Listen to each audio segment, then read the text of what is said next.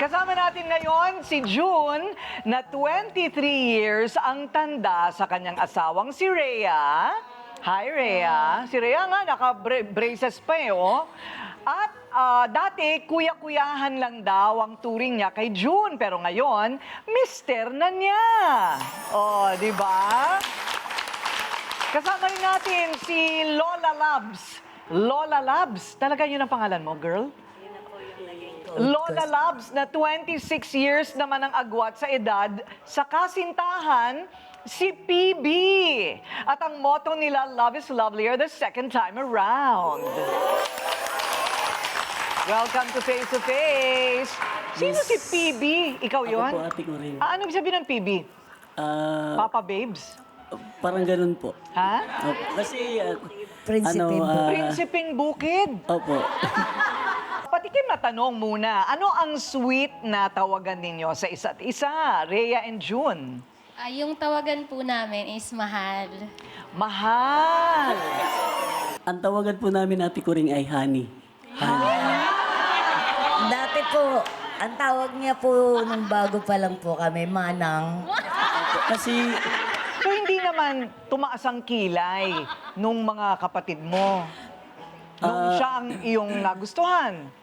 sa una po ate ko rin sinabi na ako ng mga kapatid ko na ano ang desisyon mo sa sitwasyon na ganyan, pinili mo yan, alam mo ang maging kahinatnan sa mapanghusga sa na tao sa alam mo na dito sa mundo ganun. Tapos sinabi ko po na okay lang po kasi patunayan ko lang yung totoong pag-ibig para sa kanya. Hindi naman kailangan pumuti ang buhok. Nagtitina ka, right?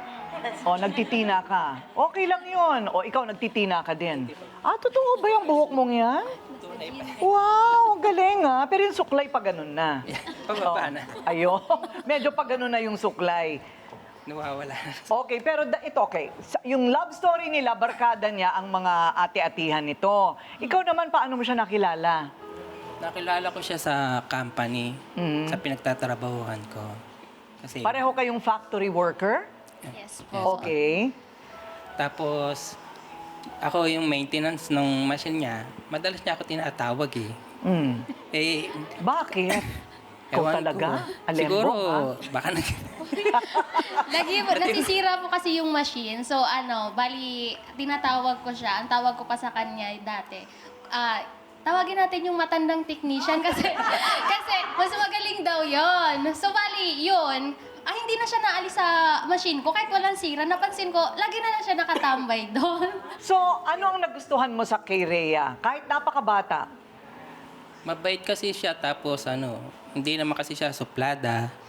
At madali siya nakikipagkwentuhan sa akin. Kaya, ayun, nagpakita na ako ng pagkagusto sa kanya. Ayun, pagka-macho mo. Yan. O, ikaw naman, ano nagustuhan mo kay June?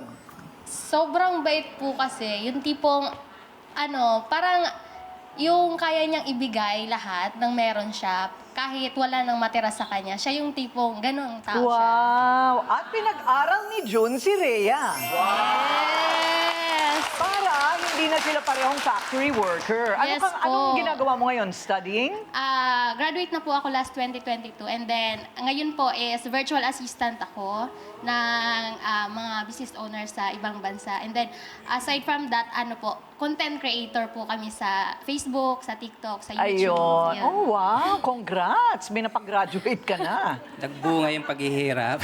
Ano ang pinakamahirap na part na may nagustuhan kang higit ang tanda sa'yo, PB? Ang pinakamahirap na part po sa edad namin dalawa kasi 66 na po siya tapos ako 40 so maraming judgmental talaga even do sa pamilya. Parang ayaw ko magdrama. Totoo. Opo, tapos ayun minsan sinasabihan nila ako, "Uy, hindi ka na magkakaanak diyan." Okay, balak pa ninyo magkaanak? May anak na po ako. Single mom niya po ako nung nakilala. Okay. Pero ayaw nyo nang dagdagan. Wag na.